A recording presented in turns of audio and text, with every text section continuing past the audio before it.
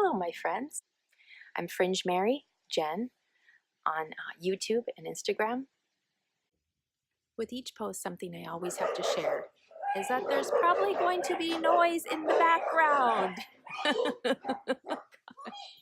I can try and try to have everything just right, but I live in community with others. So there's going to be noise, and I hope you can overlook that. And now today, I'm here talking about leadership. Leadership versus simply being in charge. These are thoughts that I've had for years. This is not something that I've received from reading one book or from attending a certain religious service. These are thoughts that I've been writing and journaling about, in my personal time and sharing with friends over the years, and I feel led to share it with you. Every post that I do is done in love and friendship, and I hope you sense that. These are simply things that I've understood as I've walked to this earth, as I've sought for divine guidance in all I say and do. And even as I do this, I'm seeking that guidance. It comes from my experiences, my mistakes, plenty of those, and my observations. And so I share this not as dogma, not as I know the only right way, but for you to consider. So leadership versus being in charge. So someone in my mind who's a leader is someone who leads out of something into something else. And someone who's in charge is simply entitled, and they're placed in that position, or they've gotten there, or they've always held it because of society's norms. So I'm going to get into this a bit, but as I start, I always start with myself. I start with where I am in a position of leadership. So let's ask ourselves, am I leading, or am I simply maintaining what's comfortable and what's the status quo? Whether it's you being a parent, whether it's in the workplace, your place of worship, your family, greater family situation, a social situation. Are we protecting ourselves from growing up? Are we protecting others from growing up? And I had to see that for myself, that throughout my life, I often protected others from growing up, and I overcompensated. And so always start with examining ourselves, getting quiet with ourselves, having quiet. I don't think enough of us allow ourselves quiet to just stop the whirlwind for a little bit, stop the obligations and get alone. For me, being outdoors is huge, but also alone with God, alone with the universe, alone with our thoughts, and being present. So next, let's take a look at our relationships. Again, are we protecting others from growing up? Are we protecting others from the truth? Or are we having an honest, open, equal relationship? Whether it's our romantic relationship or work or family, extended family, are we valuing ourselves more than others? Or the tendency for some of us is to always value others more than ourselves, which is healthy. But when it gets to the point where we do not have a conversation because we're afraid that it's going to be too uncomfortable, that's not leadership. That is simply maintaining the status quo and letting somebody else be in charge. Maybe that person has defense mechanisms. They always put up, and then we shut down and we fail to share what is on our hearts. And I'm not talking about nitpicking here. Nitpicking, nagging, finding fault, being critical. I'm talking about recognizing in a relationship when something is not good for the whole. It's not good for the marriage or the partnership or whatever it is, or for the parent-child relationship. We need to seek through prayer, through getting alone with our thoughts, through being honest with ourselves, what we need to say or what we need to do to bring out that other person. And oftentimes it's very uncomfortable. But what I have found in my life is, if the timing's right and my spirit is in the right place and it's the right time to speak and I'm being guided to speak or ask a question or bring up a topic, if that defense mechanism comes out in the other person, or I start getting myself in that place, that I have to be willing to listen to that guidance. It's there, and push through the discomfort. push through it. It doesn't mean turn into a raging, crazy person. It means remember what the purpose is in the conversation. Remember that you're seeking the best for the relationship or the best for all, and push through that. Be willing to have the courage and the strength to do what's best for that situation. It's not just about me, and it's not just about that other person and not wanting to hurt their feelings. It's about the sense we have that something needs to change, and that's leadership.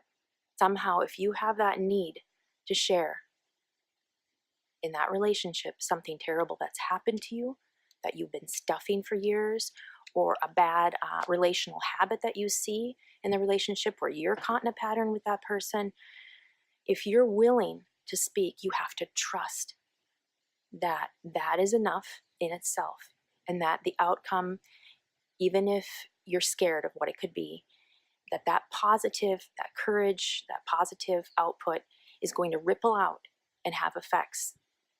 It might not go so well at first, but sometimes if someone's finally getting uncomfortable and you've protected them for years from it and yourself, you've got to know that that's progress, and you have to trust. You have to seek that guidance and trust it. We can't keep living these complacent, comfortable lives of not taking any risks. Now, I'm not talking about irrational risks. I'm talking about things that you know have been on your heart for a long time, and you just have chosen to shut down every time that you want to bring it up, or maybe every time somebody else brings something up. It's time to tell those stories. It's time to have those uncomfortable conversations and know that there is divine guidance there for you as you have it. You also have to recognize that this process it's going to be very painful, but it's purifying. If you've been carrying around a dark secret for years of something that was done to you, or something you suffered, or a relationship that needs an honest conversation, it's going to be painful, but I'm telling you, it's going to be purifying. It's going to bring you into that place of greater freedom and connection with God. And when you get to that place where you're speaking the truth in love, in kindness, but firmness, you're going to start seeing other things taking place in your life. You're going to become more aware because you're pulling out of that stuck state. And I say all this too, completely because I'm learning these things too. And I have seen this in my life, and I'm working on this again and again. It's worth it. God is there with you. The divine spirit is with you, the spirit of truth and love. You will speak, you will begin to see more, and then you'll be able to understand more because you'll understand other people better from what you've been through and how you needed to start bringing those truths into the light. Also, this is a supernatural process. There's so much that we can't see and know that's going on around us. And if we have the courage to do that one thing, have that one conversation, or take that one step, it can make a difference, not just in our lives and in that particular relationship, but it sends out like shock waves, positive shock waves. And it challenges the power structure, because too often we are in those stuck places because we're believing lies. We are in systems that are not healthy, or maybe once were, but have become stagnant. So examine ourselves in love. Think about the leadership that we need to show in our own lives. And then any relationships that we look at. I mean, every relationship really, but it doesn't mean we have to work on it all at once. Small steps, one thing at a time. Getting honest with ourselves is first. And then we have to look at the groups we're involved in. Family, right in your own home, or extended family, relatives, your work situation, social groups, spiritual, religious groups that you're involved with or affiliated with. Be careful that you remember that you are your own complete person in the spirit, and that you do not need to be held captive by any group that tells you what to think and how to live your life. Now, don't get me wrong. I'm all for positive input and for learning from each other. That's what we're doing, right? But in terms of dogma, things must be done this way. There is only this choice and the other choice is wrong. Watch out for that. Watch out for flattery. someone who knows how to really, look good and pour on the charm around others. Watch for seduction. Don't just believe somebody when they say this person is a perfect role model for women or a perfect role model for men or fatherhood or whatever. Don't believe someone just because that's told you. Really search the spirit. Be a leader in how you even think and what you choose to be influenced by. Not everything with a comfortable label should get a free pass. Be wise, be discerning. You can have that discernment. In the moment, you can. I've learned it a lot over the years, how to be wise and discerning in the moment, but you have to be connected to the spirit of truth.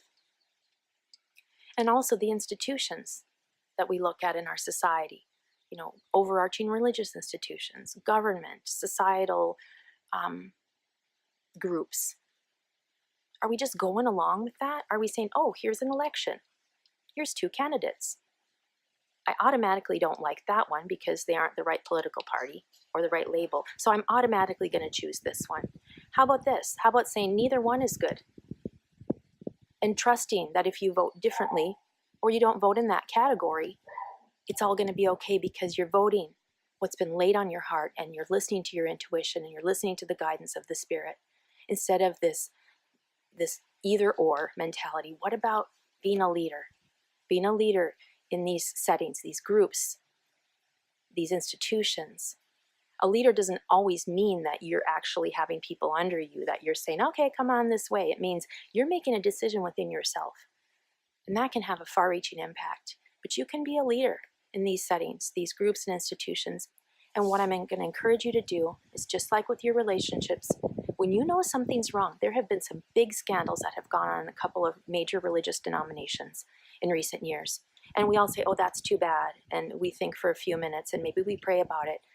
But you know what? It doesn't take a big religious organization to have corruption in it. You can have it in your own little organization or group right there in your community. And some of us are so busy being worried about what's going on the national news that we don't see what's going on right under our noses, because it's become comfortable and familiar to us. So be a leader. If you know there has been abuse going on, if you know that there's a person in your organization or your group who is manipulating and controlling and seducing others, it doesn't have to be always look like an actual, physical abuse situation. When you see that that person is causing division in your workplace or wherever it is, you need to be a leader and take the measures. I don't mean, a big rumor campaign or a big campaign to get that person, ousted. I mean, you take it to God, you get alone with your thoughts, you write things down, you have conversations with people you trust, and then you go through the proper channels. And sometimes that doesn't go well. But there'll be guidance for you for what to do next. Because if we're not willing to stand up for the vulnerable, for the people we see around us who are being harmed, if we're not willing to look out for the greater good and speak truth and love, even in difficult, very entrenched situations, then we're simply giving up. We're letting people be in charge who maybe should no longer be. And I'm not saying to go around and look for trouble everywhere you go. No, not at all. Enjoy life. Love people. Expect the best in every situation. But as that intuition, as that spirit of truth prods you, don't push it down. Don't push it down. Listen to it and be willing to examine what's going on. And the timing will be shown to you, and the circumstance will be shown to you. And if we don't speak about the things that have happened to us at the hands of people who were supposed to protect us, or the things that have happened to others at the hands of people who claim to do what they do in the name of God and for the greater good, then we're going to store that. We're going to store that truth deep inside us, and it's going to cause problems in our lives. Addiction, trauma of whatever type, and it's going to affect our relationships. So forgiveness and trust are 2 different things. Forgiveness we should give freely to others and to ourselves. But trust must be earned. You are not required to trust anybody. That has to be earned. They have to show you step by step that you can trust. Also, knowledge and wisdom are two different things. This is something I've really learned over the years. There are plenty of people who know a lot and they will tell you everything they know. And they can use the Bible, they can use other doctrines and things to impress you with all they know. But if they're not living that in a spirit of love, with wisdom, knowing that should affect how they treat others and how they live their life, that's just a lot of knowledge. It's knowing a lot of stuff. Wisdom guides. Knowledge can impress. And knowledge can build up an image. But wisdom should be transforming. So knowledge and wisdom are two different things. So leadership. Anytime we are in a position of leadership, whether it's official or not, we should do it in love and service toward others. But we have to remember we are part of that too. And we have to have the compassion for ourselves also, to recognize we need to share. And sometimes looking at it from a third person perspective, like, whoa, if I were listening to a friend tell that story, how would I feel for that friend? How would I encourage that friend to find help? And if you don't have the help you need and the safety in your relationships to start telling those stories, find a therapist, find a counselor, find somebody who will be there for you as you get those things out into the open and start that healing process. And again, this is all done for the greater good, for all. It's not just a self or selfish thing where I want my way. It's, I can see that this isn't what's best for all. And these people in this situation are simply in charge, and they're not looking out for the greater good. They're simply wanting to stay comfortable in their position. And it's okay for us to question that. So my prayer and my intention is that this is speaking to you where you're at right now with things you already see and know. I'm not asking us, any of us, to go around just nitpicking people. But we are all autonomous, we all have independence, and we can all think for ourselves with divine guidance too. And we can be leaders and not just simply subjecting ourselves to those who are in charge. And those who you see who are leading well in their capacity, encourage them. Come alongside and help them to lead well. But you never know where your speaking out will take you and the way it will develop you into a person of greater understanding and compassion for all of humanity. I speak this truth in love, and thank you for listening.